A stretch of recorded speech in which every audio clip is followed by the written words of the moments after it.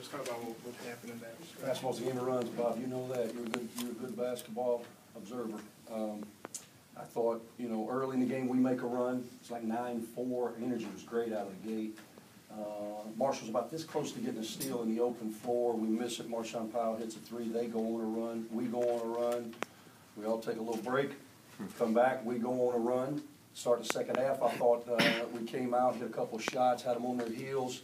I think we were up by 13 as I look here. We're up 13 with 17:44 to play, and then they make a run to tie it back up at 52. It was our turn.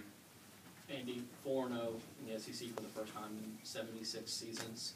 I guess, what's your reaction to that, and just can you kind of just evaluate as a whole the first 2 weeks? Well, for us, I'm proud that our team continues to find a way to win. We've still got a lot of things in which we can improve upon. First time we've started 4-0 since 37, but that actually has absolutely nothing to do with this group. Our kids don't even, they don't think about any of that stuff. It's just about us getting better and getting to the next game. Obviously, the spotlight's gotten a little brighter. We've had great support, 2 great crowds, a lot of energy in the building, and that helps us. It truly does. My hope is it'll continue, and my hope is that our guys will continue to embrace the grind, because that's what it is. We're 2 weeks into a 9-week grind. We've got 7 more, and we've got to be ready for those. Andy, we talked about this before, but Jarvis plays in Ole Miss style basketball, methodical play, but against a team that's got controlled chaos like Arkansas, how valuable is his style? He was very valuable. I don't think I took him out in the second half.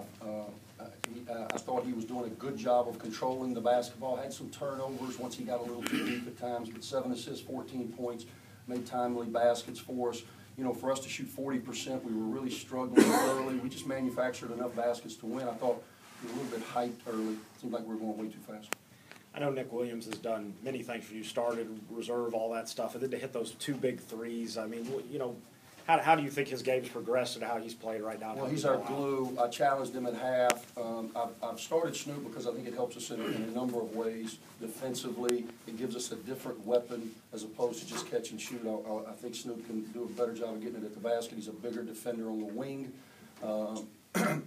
And I think it helps us with our rotation, gives us a little more pop off the bench. Second half, though, I challenged Nick, and it's hard to challenge a guy unless you give him an opportunity to go do it. So I wanted to start him, go with our veterans. I thought when he hit the pull-up, he relaxed a little bit, then hit a 3, then hit another 3 off great vision from Jarvis in the open floor, and got us going a little bit. When he hit that first 3, I could feel a collective sigh come from our bench because we were struggling so much. I think we were just squeezing. Andy, you mentioned that this team can play better. How would you like to see it improve? What areas? Offensive efficiency. We had more turnovers than assists, and that's not us. We shot 40% from the floor. That's not us. Usually, if you shoot 61% for the foul line, I'm throwing a party. But for us now, we've been over 75%. So we've got to get back to making foul shots. Defensively, I thought we were pretty good. Second half, as Bob was saying, when they got on that run, I think they scored 4 or 5 consecutive times.